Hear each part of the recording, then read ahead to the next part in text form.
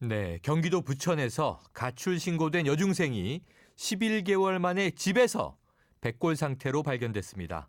경찰은 이 아버지가 딸을 5시간 동안 빗자루로 때려 숨지게 한 뒤 시신을 장기간 방치한 것으로 보고 살인죄 적용도 검토하고 있다고 하는데요. 이런 비극적인 일을 반복하지 않으려면 어떻게 해야 할지 한국아동학대 예방협회 부회장인 이명숙 변호사 연결해서 이야기 나눠보겠습니다. 변호사님, 네, 안녕하십니까? 네, 안녕하십니까? 네, 지난달 정부가 장기 결석 초등학생에 대한 전수조사에 나서면서 이 부천에서 초등생 시신 훼손 사건이 드러나지 않았습니까? 네, 그리고 이 조사 대상을 또 미취학 아동과 중학생까지 확대한 지 불과 사흘 만인데요. 이 백골 상태의 여중생이 또 발견됐습니다. 이 최근에 계속 네. 드러나고 있는 이런 아동 학대 사건들 변호사님 어떻게 보셨어요? 우선 너무 마음이 아프고요. 네. 진작 이런 장기 결석아나 학대받은 징후가 보이는 아동들에 대해서 정부나 교육당국이 적극적으로 조사를 하고 신고를 열심히 했었다면은 네. 이렇게까지 오랜 시간 동안 방치되어 있는 이 죽음에 이르렀지만 방치되어 있던 이런 상황을 우리가 맞이하지는 않았을 것 같고요. 네. 지금도 이 학생들 외에도 정말 많을 거라고 생각합니다. 이 네. 아이들에 대해서 빨리 제대로 된 조사가 이루어지고 또 아동 학대에 대한 인식이 많이 바뀌어져서 이런 비극이 없기를 바랍니다. 많이 네. 마음이 아파요. 예. 자, 이번에도 여중생을 학대 끝에 살해한 사람 결국 부모였는데요. 자, 아동학대 가해자의 80%가 부모라고 알려져 있는데 아이들의 안전은 여전히 오롯이 부모에게 달려 있지 않습니까? 이 그렇죠. 폭행과 학대 속에 숨져간 아동들이 더 있을 걸로 보시는군요. 많이 있죠. 드러나지 않을 뿐인 거고요. 네.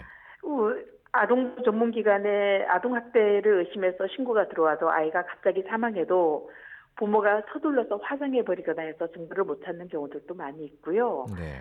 이 사망한 아이들, 이 학대받은 아이들은 말이 없어요. 음. 그래서 누군가가 적극적으로 신고하지 않으면 이 사망에 나가더라도 부모에 의해서 이 사망에 이르게 되더라도 아무도 알 수 없는 거죠. 네, 자, 신고 문제도 말씀 주셨는데, 자, 이번에 밝혀진 여중생도 이 숨지기 전날 선생님을 찾아가서 답답함을 호소했지만 아무도 이 학생을 보호해 줄 수 없었습니다. 이 학교와 경찰 같은 사회 안전망에서 우리 아이들을 보호하지 못하는 것, 어떤 부분에 사각지대들이 있기 때문인가요? 우선 신고를 해야 된다는 인식이 많이 없는 거죠. 네, 지금 아동복지법이나 아동학대 처벌금지법에 따르면은 학교에 있는 선생님들, 어린이집 원장님, 선생님들은 모두 아동학대를 발견하거나 아동학대를 의심할 경우에는 적극적으로 신고를 할 신고 의무가 부여되어 있습니다. 네, 신고하지 않으면 과태료 300만 원까지 처할 수 있고요. 음, 그럼에도 불구하고 이 숨지기 전에 친구와 찾아간 초등학교 때 선생님도 분명히 손은 바닥에 있는 멍을 봤을 거고 아이가 네, 힘들어하는 거 하소연했을 수도 있는데 음, 이 아이가 왜 왔을까? 이 아이 행색, 손이나 종아리 자세히만 살폈더라면 학대받은 징후를 발견할 수 있었을 거고 네, 신고했더라면 죽음에까지 이르르지 않았을 거예요. 네, 그리고 그 친구가 얼마든지 신고할 수도 있고 평소에 이웃들이나 친인척들이 봐서 아이들이 제대로 보호받지 못한다. 이 어린 아이들이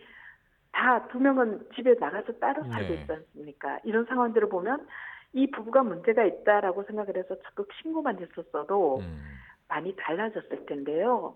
정말 이제는 신고 의무자들이 적극적으로 신고하고 신고 의무자가 아닌 이웃들도 열심히 신고하고 아무리 부모라도 아이들을 때리거나 처벌하면 안 된다. 어떤 명목으로도 라는 생각이 빨리 확산되고 정착되기를 바라죠. 네. 자, 그래서일까요? 이 교육부가 이르면 다음 달부터 결석 아동의 소재가 확인되지 않을 경우 교사가 의무적으로 경찰에 신고하도록 법 개정을 추진하고 있다고 합니다. 하지만 또 나아가서 좀 보다 광범위한 대책 필요하진 않겠습니까? 그렇죠. 법 개정하지 않아도 돼요. 네. 지금도 아이를 학교에 보내지 않으면 아동의 교육을 소홀히 하는 보호자가 되기 네. 때문에 아동학대로 인정되어서 처벌할 수 있고요. 네. 장기 결석아이에 대해서 담임교사가 아동학대로 반드시 신고를 하도록 법원 마련되어 있습니다. 네. 법이 없어서 못하는 게 아니라 아하. 의식이 부족해서 아직 인식이 일반화되지 않아서 그럴 뿐인 거죠. 네. 인식이 먼저 바뀌어야 되는 거죠. 네.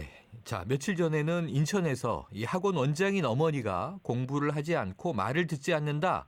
이런 이유로 또 이 초등학교 저학년 아들을 무차별 폭행한 사실이 드러나지 않았습니까? 네. 이 어머니의 변은 훈육 차원에서 매를 들었다. 이런 얘기인데요. 자, 아동학대의 기준 뭔가요? 아무리 훈육이나 다른 명분으로도 체벌은 허용되지 않습니다. 네.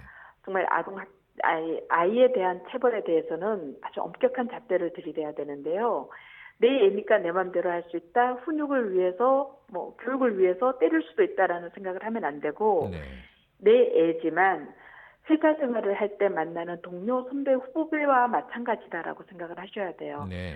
회사에서 후배가 상사의 말을 안 듣는다고 해서 아래 직원이 때립니까? 때리면서 훈계하고 때리면서 잘못했다고 가르쳐주나요? 네. 그거 아닌 것처럼 가정에서도 때리면 안 된다라는 생각을 해야 되는 거고요. 지금 아동복지법, 아동학대처벌특례법, 그리고 초중등교육법 모두 일체 체벌은 금지되어 있습니다. 네. 이 법이 없어서가 아니라 체벌은 허용될 수 있다. 훈육이라는 이름으로도 가능하다라는 인식의 문제이기 때문에 어떤 경우도 때리면 아동학대다, 체벌이다, 처벌받을 수 있다라는 생각을 해야 됩니다. 네. 역시 법제는 마련되어 있고 인식의 문제라고 이제 지적해 주셨는데요. 그런데 또 이 아동학대 처벌 수위가 상대적으로 너무 낮은 것 아니냐 이런 지적들이 계속 나와서요. 자, 이 좀 그럼요. 처벌을 강화한다면 아동학대를 어쨌든 지금보다 더 막을 수 있다고 보세요? 처벌은 지금 현행 법으로도 얼마든지 가능합니다. 네. 무기징역도 가능하고요. 네. 30년도 가능합니다. 음. 지금 우리 인천 연수구에서 김치 안 먹는 네. 아이 네. 뺨 때렸던 그 교사는 징역 2년이에요. 뺨 때린 것만으로. 그리고 또 아이를 이렇게 휘어쳐서 바닥에 내리꽂았던 그 교사는 네. 1년 6개월 실형을 선고받았습니다. 네. 그 단 한 번에 이렇게 내려꽂는 것과 뺨 때린 게 2년이고 1년 6개월인데 네. 집에서 그 우리 화면으로 봤던 그 학원 원장이 아이 때리는 거, 네. 그 정도 어린이집 교사가 때렸으면 아마 훨씬 더 높은 형 받았을 거예요. 아.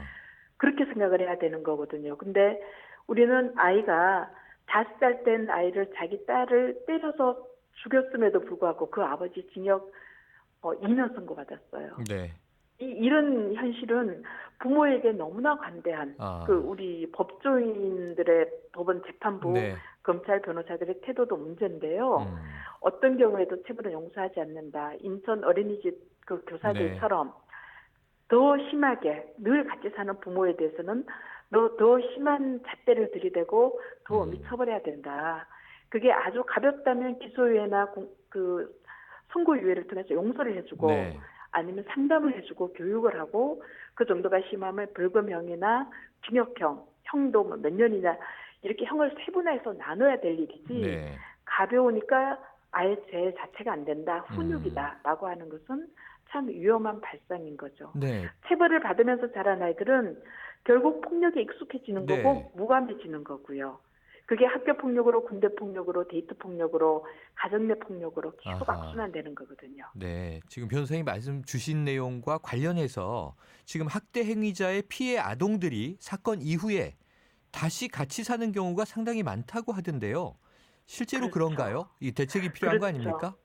네, 폭력을 행사하면 그 정도에 따라 다르겠지만 살인이 인정이 되거나 아주 오랜 형을 받거나 그러면은 친권이 정지되거나 상실되는 경우도 있는데요. 네. 그렇지 않으면 대부분 그 부모랑 같이 살죠. 같이 살면 아동보호 전문기관이나 아동 관계되는 기관들이 계속 학대가 계속되는지 아이들이 안전한지 수시로 방문도 하고 상담도 하고 지켜보고 하는 게 있어야 되는데 네. 아직 예산도 없고 인력도 없어서 거기까지 못 하거든요. 네. 그러니까 아동에 관해서 그 보호나 안전에 대해서 개념이 철저하고 법제도가 잘 마련되어 있는 유럽이나 캐나다, 호주, 미국과 같은 네. 나라들처럼 우리나라도 아주 심각한 학대 행위를 하거나 그러면 친권을 즉각 정지시키고 후견인을 연결해 줘야 되고 알겠습니다. 그 정도가 아니면 부모가 아이를 어떻게 양육해야 되는지에 대해서 지속적으로 상담하고 교육하고 그 집을 지켜다보고 수시로 방문하는 네. 그런 제도가 만들어져야 되는 거죠. 알겠습니다. 자, 아까 이 학대에 둔감해지면 이 학대가 계속 확대되고 대물림된다는 말씀까지 주셨는데요. 좀 큰 울림으로 우리의 인식이 바뀌었으면 하는 바람입니다. 오늘 말씀 감사합니다. 네, 감사합니다. 지금까지 한국아동학대예방협회 부회장 이명숙 변호사였습니다.